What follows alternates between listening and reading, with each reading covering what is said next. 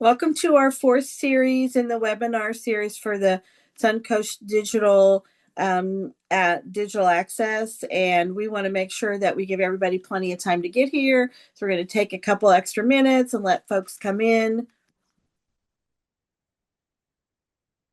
I want to thank you all for being here today. We have a great presentation.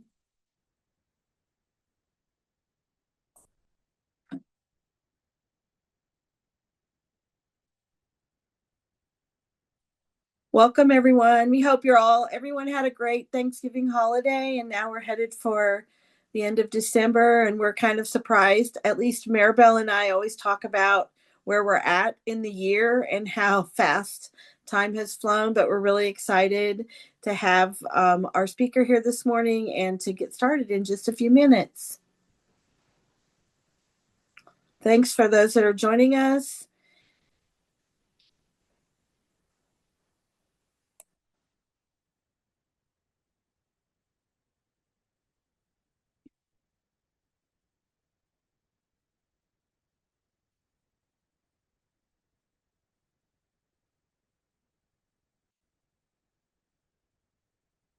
All right, we're going to go ahead and kick off our presentation and our opening. And as folks join in, we will be asking them to share their organizations.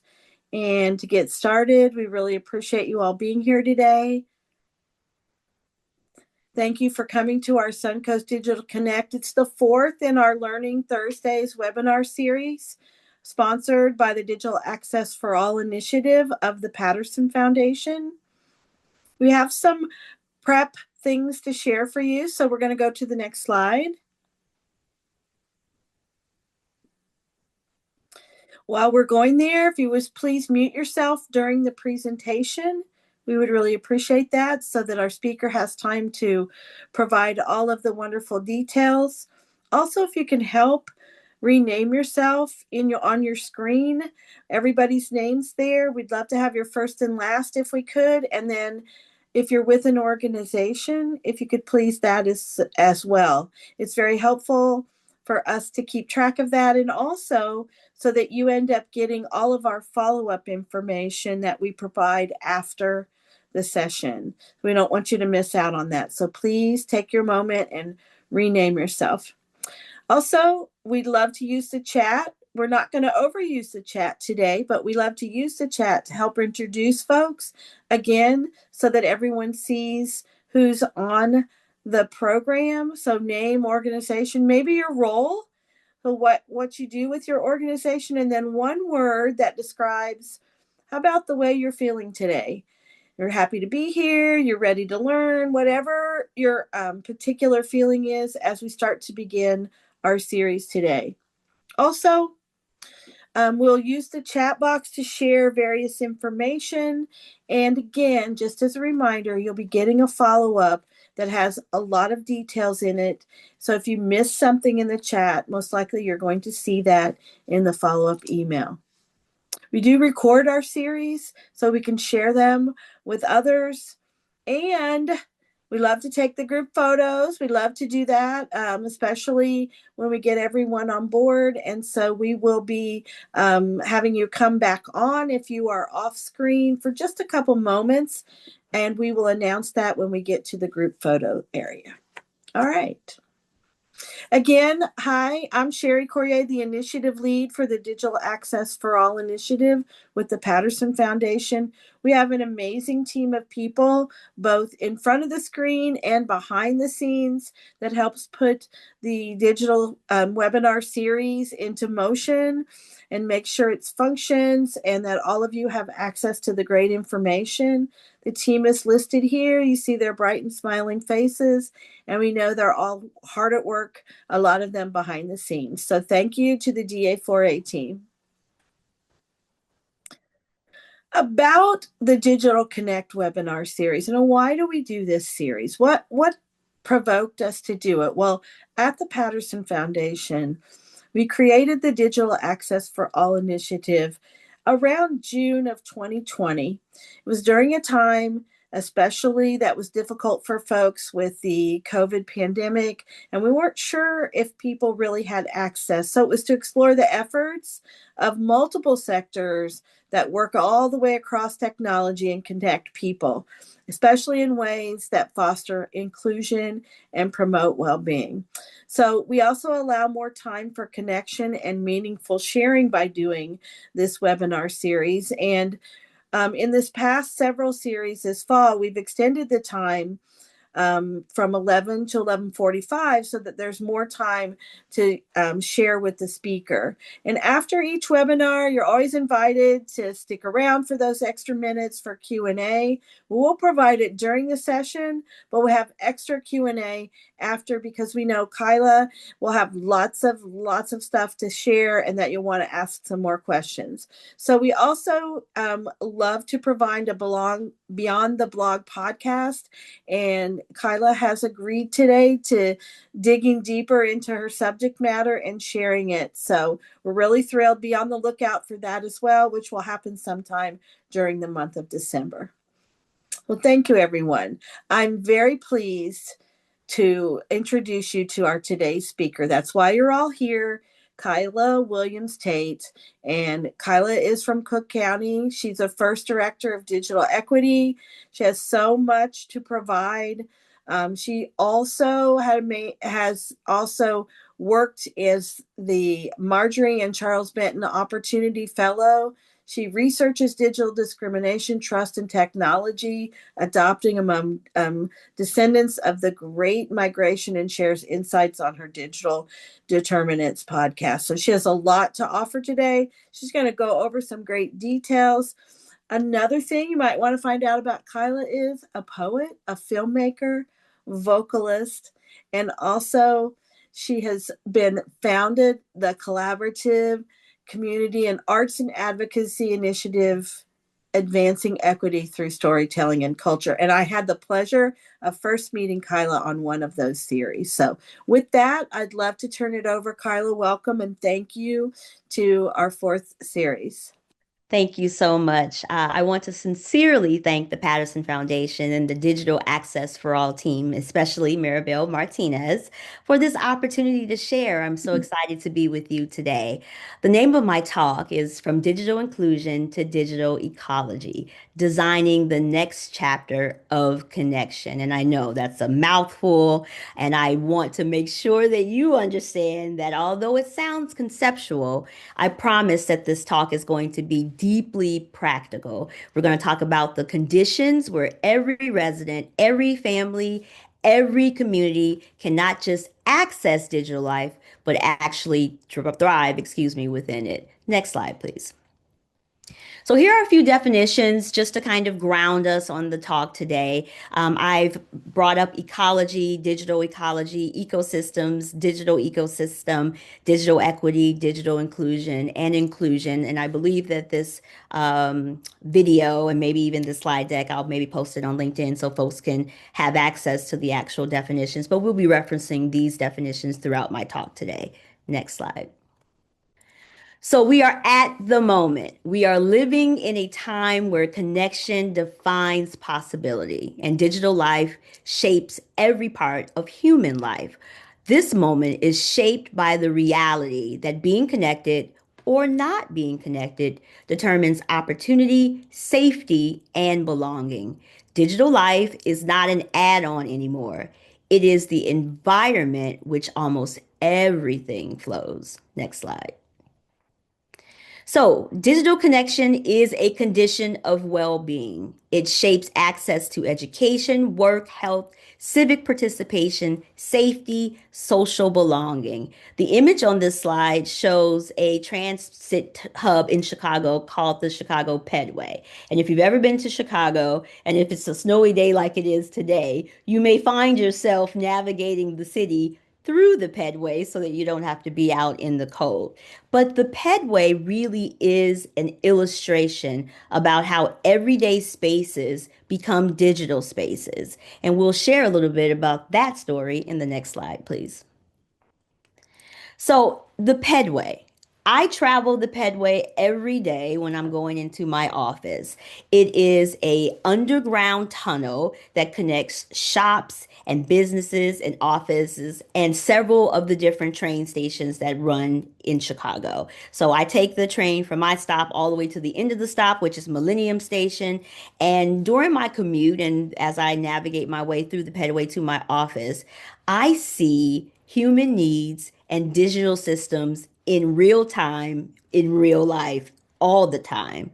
So in the pedway, there's a Starbucks that is basically an anchor space because it has plugs for electricity, it has coffee for those of us who need a little bit of boost in the morning, and it also has free Wi-Fi. So as I am navigating past the Starbucks, there's people in there working, there's students huddled in there doing homework, and I have overheard myself someone saying, "Look it up on ChatGPT," as they're trying to finish the homework before going into class. And there's outlets outside of that Starbucks, and it's an ecosystem in itself, a digital ecosystem in itself. It's also a place for the unhoused when it's cold outside or it's too hot outside because it's heated and it's also air conditioned depending on the season. So, this pedway is a digital life model because it's a place for folks to charge their phone. It's a place for folks to find Wi Fi. It's a place to check on public transit lines. It's also a place to call the doctor if you need to figure out what you're doing or if you're not feeling well. It's also a place to apply for benefits. It's a place that feels safe, connected, or simply not alone. And one would think, why would a pedway provide all of that? It's one walkway, it's helping to meet many needs. It's one digital environment. So it's not just a walkway, it's a micro ecology of digital life. Next slide, please. So, I want us to talk a little bit about rethinking digital inclusion. To understand the moment, we must rethink digital inclusion not as a checklist, but as a living environment. And I am a checklist fan because that's how you get your things done. If I don't have a checklist to pack or grocery shopping, I am going to forget something. So, this is not anti checklist, but just expanding and evolving our thinking a little bit. Next slide.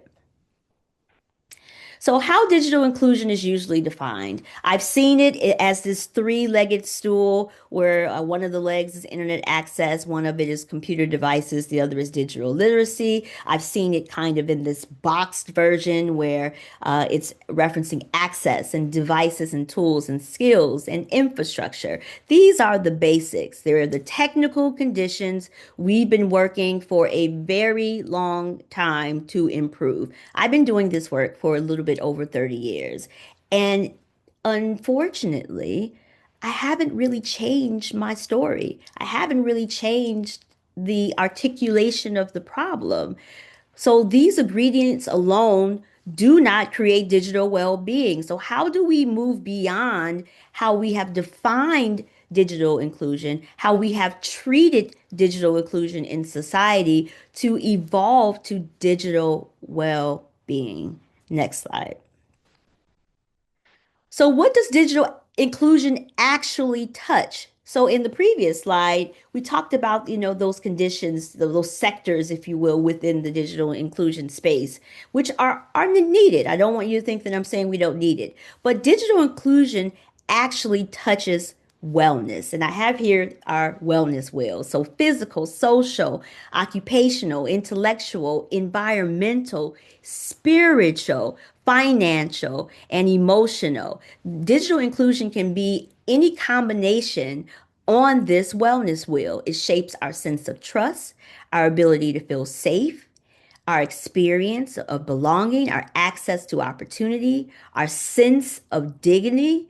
Digital life is woven into every single human need. And when I talk about digital inclusion, digital equity, digital divide, digital growth, whatever you want to call it, when I talk about it, there's a lot of folks who don't believe that it touches every single piece of human need because they have categorized it as a technical function. And if you are not working in a technical career or you are uncomfortable with technology yourself, there is the penchant to kind of dismiss it. But digital inclusion, digital life, it's woven into every single human need. Next slide.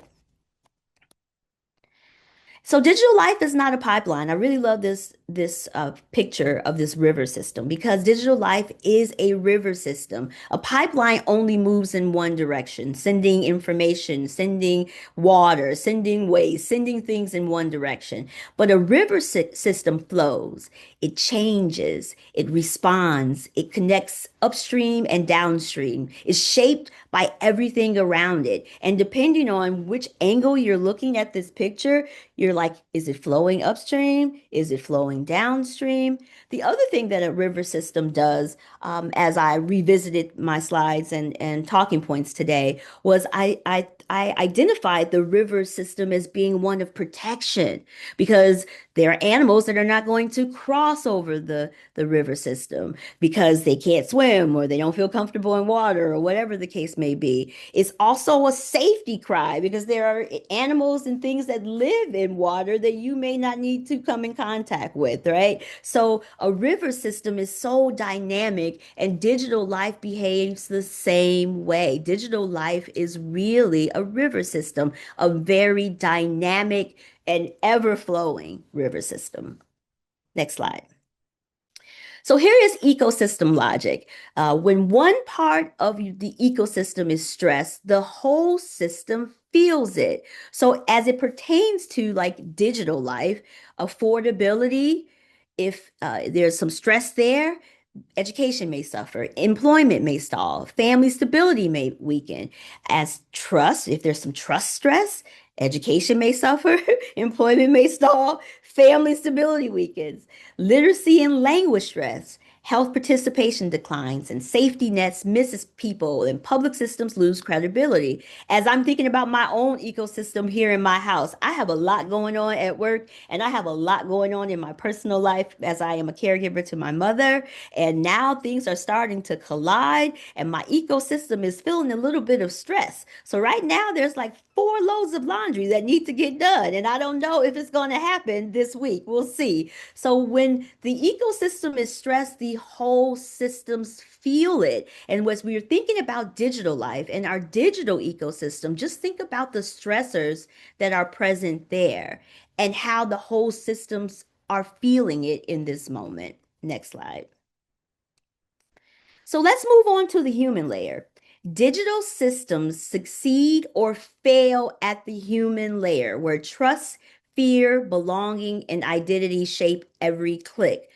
Quick story. When I was doing our recruitment for our initial guiding team, when I first started at Cook County in my role and was looking for some champions, because I knew they were out there who were already doing this work, maybe not necessarily calling themselves digital equity or digital inclusion champions, but people who were really locked into doing this work and helping people to connect.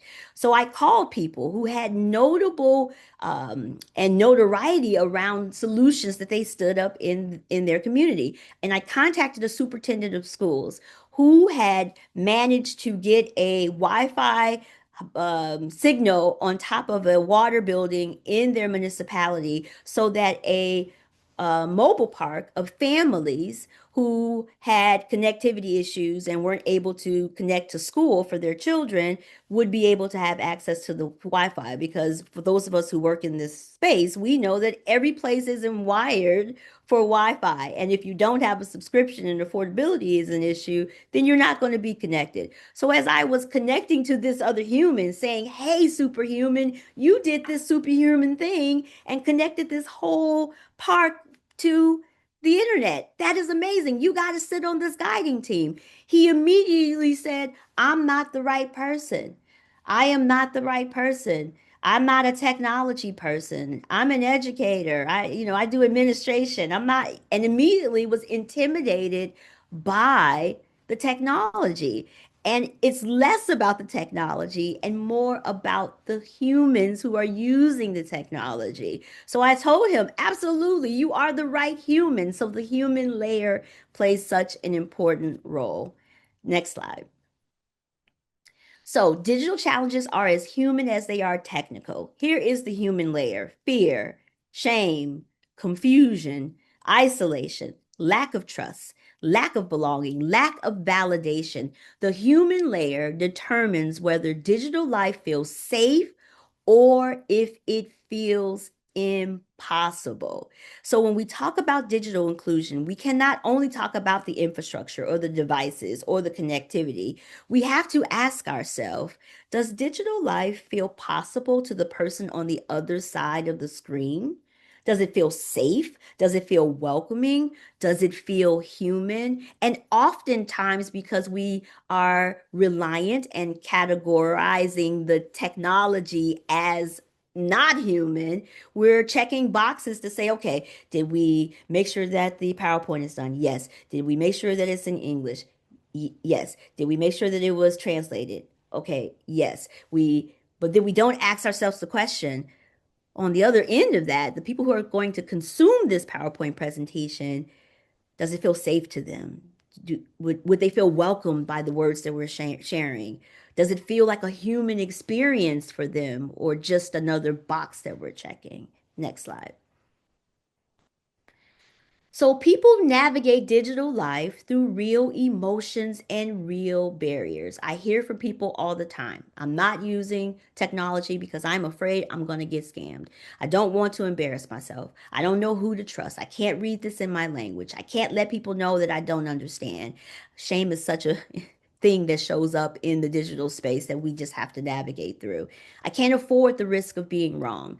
Digital inclusion is not just about access, it's about identity, confidence, and belonging. Here is a story. My husband had a health scare 2 years ago, had to call the ambulance into our home, had to run downstairs while he's having his health scare to open the door for the ambulance. When the ambulance came up, they were very nice gentlemen and, did a lot of things.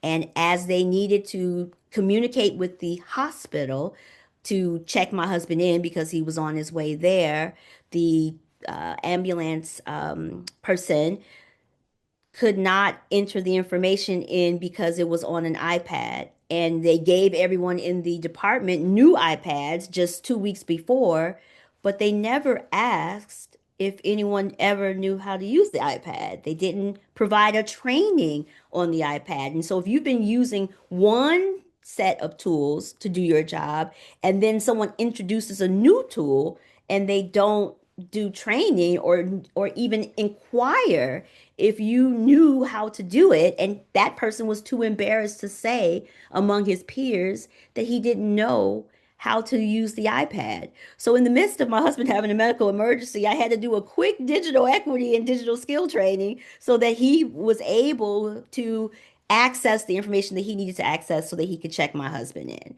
So it isn't just about the access. That is a part of it, a big part of it, but it's also about identity. It's also about confidence. It's also about belonging. Next slide. So let's get into this core theoretical shift, moving from inclusion to ecology. So we've heard about this microecology and this pedway that I travel in all the time. We've heard a bit about how we've categorized digital inclusion and how there's some limitations to that in reference to digital life. We've talked about how we need to be more equitable in the opportunity and allow it to be a safe space for learning for those who may need confidence or a little bit more skill building around using digital tools, which is the inspiration behind this theoretical shift of moving inclusion to ecology. Next slide.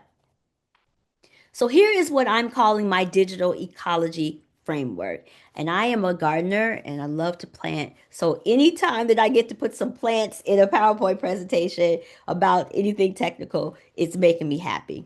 So if you look at this funnel of sorts, the bottom is just regular old inclusion, the human experience of being seen, trusted, and valued. And then building from that is digital inclusion, the work, the services, the supports that help people to participate. And then if you move up from there, it's digital equity. the condition we are trying to achieve and to sustain. And then if you move up from that, it's digital ecosystems, the environments where digital life occurs. And then if you move to the top of that funnel, it's digital ecology, the understanding of digital life as part of the broader ecology of the human experience. Now, every layer builds on the previous one. If inclusion, that orange piece of this funnel cone, if it's cracked at the bottom, everything above it becomes unstable. If digital ecosystems are unhealthy, equity cannot take root. If digital ecology helps us to see the whole environment and everyone, in theory at least, everyone should be able to reap the bounty. But I don't know if you've ever tried to pour liquid down a cracked funnel. It don't work so well. So it's important that we start with a strong foundation by which to build this digital ecology framework. Next slide. So, ecology describes how technology and people and institutions and environments interact. And it's a coordinated dance, and every cute community is not dancing to the same song or to the same beat. Digital ecology is the garden environment. Now, digital inclusion is what I call soil preparedness. And if you've ever done gardening and you get a hold of some bad soil, you know that it's going to impact your bounty. If you have issues with rainfall and you're not, compensating for that through your own watering schedule, it's going to impact the bounty. If the seeds, for whatever reason, that started the vegetable or the flower had some kind of flaw in it or some kind of mutation in it, it's not going to reap the best bounty. So, a healthy digital life in comparison grows when the soil is strong and that the environment that supports everything that's going to grow from the soil supports that growth. They go hand in hand. So inclusion lays the foundation by preparing the soil, and digital ecology is the bounty. It's the garden environment. It's how we all eat, it's how we all enjoy, it's how the other things in the environment benefit from our bountiful and planful and intentional planting and planning of this type of work. So I love this slide in the sense that it shows that you need one in order to get the other. And a lot of times we've been attacking this by only taking pieces of it. Maybe we're focused on digital equity, but not necessarily focusing so much on digital inclusion. Maybe we're ignoring inclusion at all and moving directly to digital ecology and not understanding why it's not working. Remember that funnel pictorial. It provides a bit of, I think, inquiry around what's happening in your own communities and why digital ecology may be something that you're striving for, but you're not actually realizing. Next slide. So, why digital inclusion is not enough? So, this slide is basically comparing what happens, and I think what we do in a lot of communities. And Cook County is not excluded from that, okay? We pour into devices and we give devices into communities. We support some digital navigators. And for those who are unfamiliar with digital navigators, those are your over the looker shoulder folks who help people in libraries or community organizations, help to them to navigate the digital systems and supports a little bit better. You may be offering digital skills classes. You may be doing, free Wi-Fi, but them by itself and not coordinated, not interdependent, will only reap you a little small plant. It's a cute little plant, but it's a small one versus on the other end, ecology, which grows future. It builds trust, it builds safety, it builds cultural relevance, it includes language access, long-term investment, community partnership. You see the river system is flowing here. You got all types of different crops. You got your trees, you got your sunshine, you got your clouds. It's the ecology, and that is how you grow your future. That's how we grow our communities. So programs definitely close gaps. There are some amazing programs and projects and initiatives out there that are addressing digital inclusion, and they are wonderful. But if they are not part of a larger ecological system, then we are never going to really be able to progress into our greatest moment in the future. Next slide. So, a thriving digital ecosystem has a lot of things. It has care. There has to be people who are tending to it. It has safety. There has to be people who are looking out for the safety of the folks who are participating in this digital ecosystem.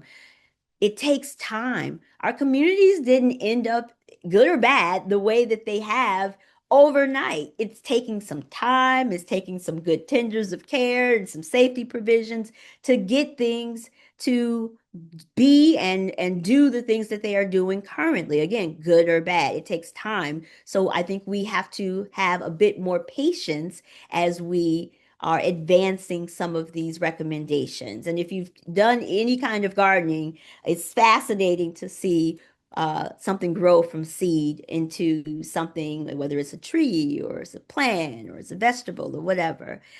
Language access. I love this little picture here because it has all kind of animals and bugs here, and they're all communicating with each other while they're navigating the space. And so in the analogy to language access, like we don't all have to be the same, but we all have to have a way to communicate with each other. And how we do that is by encouraging language access is so important. And you have to have some resources, and it has to be continued resources. We appreciate the influx of one-time investment opportunities in the digital space, right? It helps because it's one of the places that I believe is really underfunded, because I think people take the digital footprint and the digital skill building for granted. There's lots of assumptions around digital, the building of the digital ecosystem. So we need consistent resources. And we also need a great deal of collaboration. And we'll talk a little bit about like what collaboration actually means in a few slides. Next slide. So let's talk about the AI moment. AI is an environmental force that requires ecological thinking. Next slide. So here's my little Godzilla in Christmas colors. AI has entered the room. AI is the newest invasive species in our digital ecosystem. It's reshaping every sector faster than our system can adapt. AI is not just a tool. It's an environmental force. It is new, it is powerful, it is everywhere, and it did not wait for policy, training, or planning. That is why ecological thinking matters. It matters because it's here to stay. And AI is a mirror of sorts. Next slide.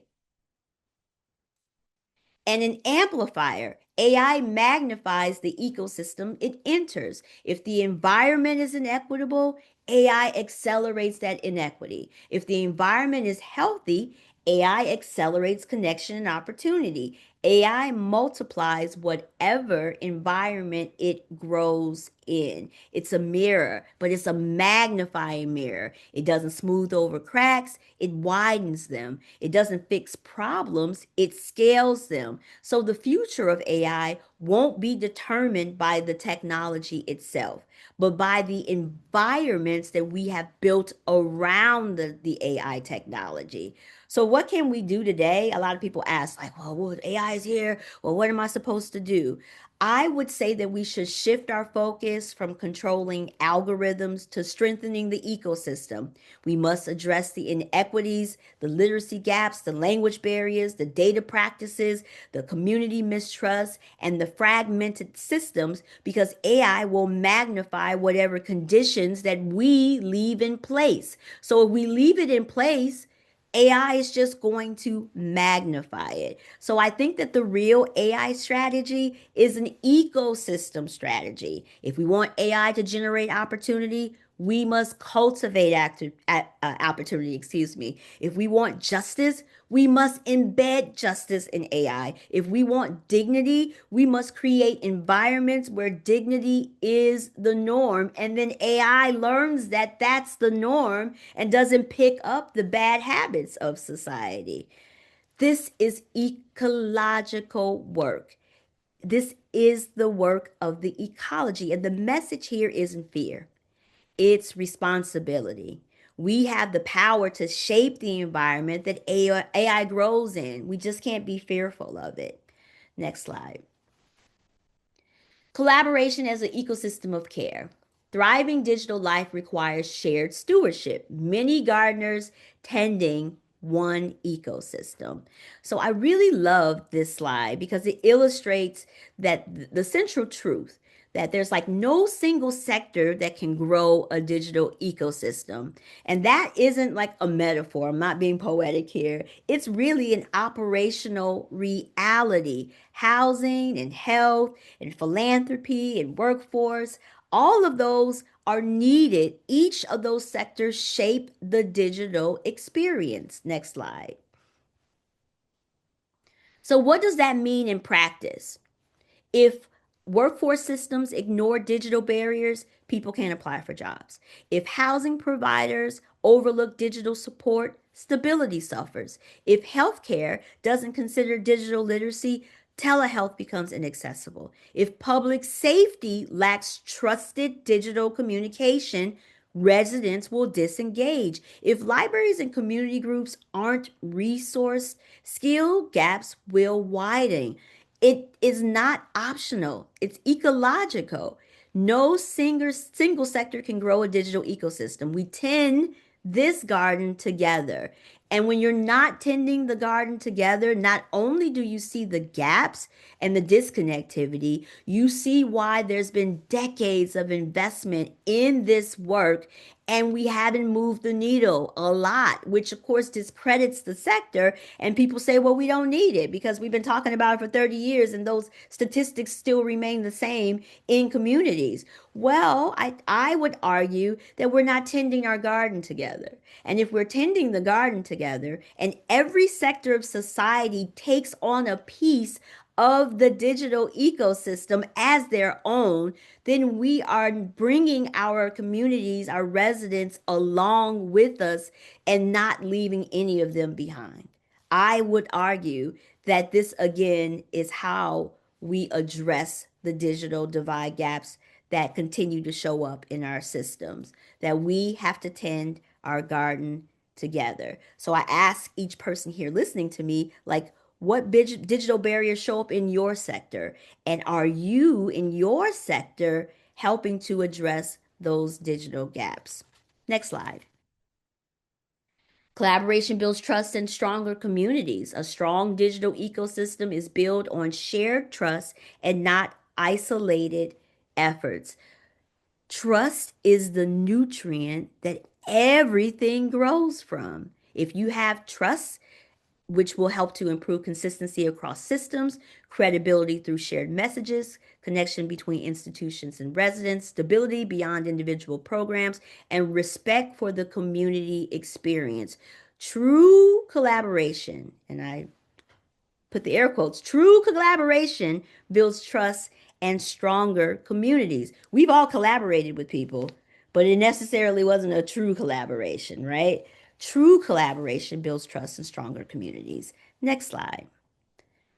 So, ecological digital life planning. Planning for a digital life now means planning for the whole person, their health, their safety, their agency, their future. I know that that's a lot, but I think that's how we get it done. Next slide. So we have to consider the quality of life indicators. Quality of life indicators measure digital impact on belonging, safety, social connection, access to opportunity, cultural participation, emotional well-being. Digital systems should be evaluated by their contribution to human flourishing. Digital planning must reflect how people actually live. I think we've somehow flip that upside down where we do our digital planning based on how we want them to live or how we believe they should live versus digital planning reflecting how they actually live. There are some people, no matter how much digital skill training, that are just going to be part of the lower socioeconomic part of society. There's systemic issues that are going to take a long time to address. So if they are in that space, if they're in that space, how do we make that space better for them in this moment, not in the moments to come, not through an act of God in order to change all of the systemic disinvestment that's happened. Like right now in their life, where they live, how do we impact their quality of life? It must reflect how people actually live. Next slide. We also have to consider, the social determinants of health. Digital access is now a social determinant of health. Digital life influences housing stability, education, transportation, food security, employment, healthcare access, social supports. Digital well-being and health well-being are now inseparable. If you are not talking about digital life and healthy well-being as a sympatical duo, please change your framing because they are now inseparable. Digital well-being and health well-being are inseparable. We can't do one without the other. If you don't have a strong digital life, I guarantee that every other portion of your life is probably not doing as well. So if we are going to be addressing the health of the individual, we have to consider their digital well-being as part of that discussion. And that is new, not as like a tool, not as like a tool for how to get them to be healthier. We can talk about it that way too, but we also want to talk about how it helps to improve their digital life, generally speaking, the overall whole person. Next slide. The literacies, something that I get super excited about. General digital AI and data. Literacy must empower people to understand how decisions are made and shaped, when biases appear, how to ask better questions. Literacy is the right to understand the forces that are shaping our life. Literacy literally is power. It's about human agency and not about the algorithms. Again, ask yourself in your sector of work if you are if you are including, literacies in your work. And if not, there's an opportunity to do so. Next slide. So here's an invitation to reflect. I know I've said a lot and had to say it pretty quickly, but digital ecology is collective work, and each of us has a part of that ecosystem to tend. Next slide. So I want you to ask yourself these reflection questions. What part of the ecosystem do you tend? Because every ecosystem has roles, every role is necessary, and growth happens when we recognize our place in the environment and choose to tend it with intention. And then this question: what could thrive with more care, attention, and collaboration? Digital ecology begins when we see digital life not as a program to deliver, but as a living environment that we all help to shape. And that just gives me just the feel goods on the inside reading that. Next slide, please. So, as we close, I want to leave you with this message. Don't just build digital systems, grow digital futures where everyone belongs, because that is digital ecology. I thank you for your time and your commitment to building ecosystems of care, connection, and opportunity. And if you want to connect with me, here is a cute little QR code as well as the link of how to learn all about me. Thank you. Oh, thank you so much. I love that. And we will actually send those reflection questions that you put in there out in our LinkedIn, and get some folks to respond to that. Thank you, Kyla, for what a great presentation. And We want to make sure everyone does connect, so please, please connect. We'd love to open it up for some Q&A. I did get some questions sent to me, but those of you that are on screen, if you would, please raise your hand and feel free to ask any questions. There's so much important message there that Kyla had to share. Anyone want to start off? While you're thinking about your question and you want to raise your hand, Kyla, I'm going to go ahead and share one that was sent to us. Okay. You mentioned in your presentation, I got this, that the digital systems succeed or they fail at the human layer, which is really important for people to remember. What are the most effective ways to build trust and reduce fear, shame, or confusion for new digital learners? This is a great question. One, I think we just have to be more honest. So if let's think about like most a more recent technical evolution, coding. So we remember when coding was like the buzzword, like everybody needed to learn how to code. There are so many coding jobs out here. You can, go to this program and in 3 weeks you'll be making, $75,000.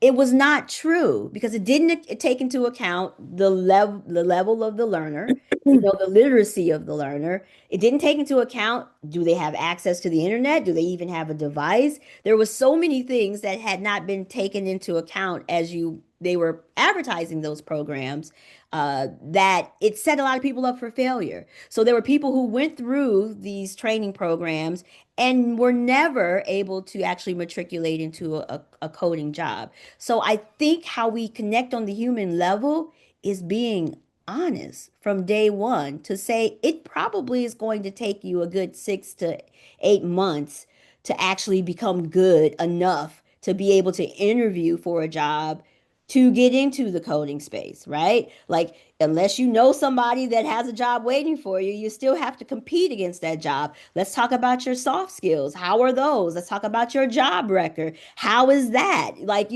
let's talk about being truthful because people appreciate being given the truth so they can make a good decision about their life. And people say, well, I don't want to tell them that because that's going to discourage them. No, it actually is going to help to arm them with the kind of resilience and maybe supports that they need to be successful in the opportunity that you are offering. So, how we build trust is being truthful with each other. We don't use truth and honesty and vulnerability as relationship building tools. We come through with how smart we are, or how credentialed we are, or how much we've done, or how many awards we won.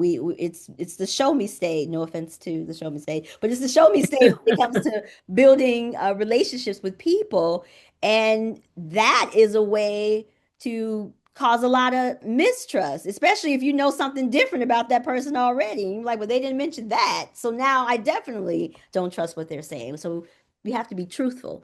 Honesty, truth, vulnerability are great ways to help to lessen that gap of trust between trust and mistrust. Yeah, it's amazing we still see that at a great level these days, even though people think, as you mentioned earlier, about how there's still a huge divide and it continues to grow. Anyone, while I see Joni's hand. Joni, would you like to ask a question? Yes, more of a comment. Kyla, that was a great presentation. Thank you so much. I like the way you mentioned digital life is not a pipeline, it's more of a river system because of changes and flows. And that's one thing we have to remember. Not every family, as a digital navigator, not every family we touch is going to be the same. So we have to remain fluid and because we could have 20 families and every one of them have to be handled differently. Absolutely, absolutely. You hit that right on the head. And, our labor system is changing. We've had a lot of recent layoffs, people who have been in jobs for long periods of time where they may not have had a requirement to skill up around technology. So now we have people who are on the job market who don't have the technical skills, but may be like someone who was a mid-level, career person who now has to figure out how they tell someone, I don't really know how to use the new, technology. And there's shame that's kind of built in there. So again, it's a lot of different people with a lot of different lived experiences that need a lot of support, whether that is from digital skill building, whether that's from confidence building, or even access to a device. Devices are expensive. And if you don't have the income or the revenue or access to it to purchase a quality device to do whatever it is you need to do on it, then you're going to have some challenges. Libraries only have a set amount of devices for their entire communities. Some organizations only have a set amount of devices that they're able to lend out. So, Yeah, great. Thank you. Laura, you have your hand up. Yes, I thank you so much. Just building kind of off of this last question, I wonder where does like the willingness to also learn, right? Like we can offer literacy, but where I know so many people who are just like, oh, I'm just a Luddite, or oh, I'll never get it. So I also wonder how can we foster kind of this curiosity within the ecosystem? how you foster curiosity? This is a great question. I'll use my own 76-year-old mother as an example here. My mother, again, if you've heard me talk before, I say she is bad for my brand because she's telling everybody that she knows she hates the internet and don't get on it. And so it's not helpful for what I'm doing, right? But I understand. She doesn't feel safe. She doesn't understand it. It's fast moving. There's just a lot of things happening, right? But how I got her to understand that there's some good on the internet was connecting through the spiritual. I use, y'all remember the wellness wheel in my presentation. My mother is a very spiritual person. And I said to her, I was like, hey, do you know that they have all of the old sermons of all of your favorite preachers, like C.L. Franklin, Aretha Franklin's father, on the internet now? She was like, "What? I could see a preaching session from C.L. Yes, and you can see all your favorite preachers." And I, bit by bit, just started to tease her and show her, and because she is spiritually interested, being able to tap into something on the internet that she loved made her say, well, the phone is too small for me to see what everybody's doing. So you need to get me one of those fancy tablet things. And so now she has her tablet and it's limited. She only goes to watch her church programs. She only goes to watch those, um, preaching sessions. She does know how to go to the Cook County website and see me because she likes to do that too. So it's very limited, but that's all that she needs in her digital life right now. That's all that she needs. She just needs that. That's helping her stay connected. That's helping her to understand. It's helping her to trust. That's all she needs. Again, going back to one of the slides where I like, it's not about deciding what we think they need. It's about meeting them where they are in their life currently and helping them where they are. Will my mother ever become a coder? Probably not. But as long as she's able to navigate her tablet and maybe she'll look up a prescription that she got a new one, maybe she'll look that up and read about it. Like it's incremental steps and it just takes time. And I know because technology moves so fast, we feel like we're in a big hurry. And we are in a way because technology is moving fast, right? But it's just going to take time. So start with something that interests them. I promise you, everybody has something that they're interested in that's in a digital space that can help to encourage and inspire more literacy in that thing, whether it's digital, AI, or even general. Like reading is a thing. You got to know how to read and comprehend to navigate these digital streets. That's great. Hey, we're going to take another question and then hang with us, everybody, because we've got some final things to share. But Kyla, Josh has a question. Hi, Josh. Hi, Kylie. Great presentation. I used AI actually to come up with this question, and I wanted to use your river as a metaphor. I think that was a great metaphor. And so, if AI is the river we're building for the future, how do we make sure every tributary, every income level, every community feeds into it instead of just one source upstream deciding where the water flows, so that we have a fair, as close as we can to a fair and balanced AI? Love this as a question. One of the things that I think we have to do with AI is just improve AI literacy, generally speaking. People don't know enough about AI and they treat it like a tool instead of part of our ecosystem, right? So if you're just treating it like AI is just Grammarly, versus understanding that it's AI that's screening for jobs. If you think, oh, AI is just Chat GPT, a language learning model, instead of understanding that AI is helping to make decisions that impact your life, I think the literacy piece of AI, even in its smallest form. So you can't give everybody everything because then people are going to be like, oh my God, it's doing all these things and I'm never going to use it, right? But I think that if we start with small consumable bites around AI literacy, I think that and again, if we're all tending to the garden together, we all can adopt a piece of that helps us to ensure it is more balanced and it's more ethical and that is responsible. Like it can't be just government being that kind of strong arm, right, around how we ethically, responsibly use AI. Everyone has to arm themselves with their piece of the garden to ensure that it's used ethically and responsibly. And if you see it not being used ethically and responsibly as a tender of the garden, call that out. Bring more understanding, bring more resources. If you know that your community is lacking that understanding, if you know you are lacking that understanding, there is nothing that's stopping you as a citizen from going to your local library or to your local community college and say, I think we should have a community town hall about responsible and ethical AI. How do we keep ourselves safe? You like, and there may be someone already in your ecosystem doing it. You're just not connected to Right. them yet. But if you never ask the question, then how will you know? Thank you. That's an inspiring answer. Thank you so much. Well, here's the great news. Thank you, Kyla. We're going to tell everybody how they can continue to converse with you and others. And we're going to talk a little bit. If Donna could pull up our LinkedIn group slide, we're going to let folks know that if you haven't joined our LinkedIn group, we'd love for you to be able to do that.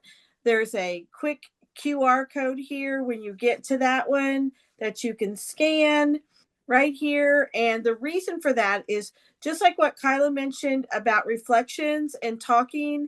And now Josh has asked the question about AI. Why don't we all kind of chat back and forth? And so we're looking for our LinkedIn group to build some collaboration for people feel comfortable asking questions. I thought it was great. We were talking, Kyla, about people not being embarrassed to share and ask things. That's a great place because we're all kind of learning and in that together. So please, as well, join our LinkedIn group so we can stay in touch, keep the momentum going here. Also, the great news is we're going to be facilitating all that written dialogue there. And Kyla has agreed to do a podcast, a virtual podcast with us. So you'll be able to see this virtual podcast sometime later in December, where she'll get to go into more detail than just the time that she had here and more engagement on some of these topics and all of the interesting information that was had. So we also have some upcoming 2026 series for our digital webinar series. We will be setting forth that information soon and we will be sharing it with all of you. We'll be starting that back up in March. We'll do March, April, May, and June. We'll have some new folks on here and we're building our own ecosystem with all of these podcasts. So as we start to finish out, I want to remind everybody that while we won't have time today to continue to meet and talk with Kyla, we know you all have schedules. You have the ability to do that on LinkedIn. Also, we'll be following up with you with our email that will give you access to all of the information that you heard today and some extra things to be able to handle, to be able to share. We'd love to work across all of the ecosystem to keep this going. And we really just want to thank you all for joining us, and especially those of you that were here for all 4 of our series. We thank you for doing that. Anybody that just joined in for 1 or 2, you'll see we have a great variety. And Kyla, thank you so much for sharing all of your knowledge and wisdom, and especially that down to earth and gardening concept, because we all know if we really handle our garden well, things will grow and they'll be successful. So we want everyone to have a great holiday. We wish you all the best. Thank you so much for joining us. Everyone take care. From the Patterson Foundation, we appreciate you. Thank you.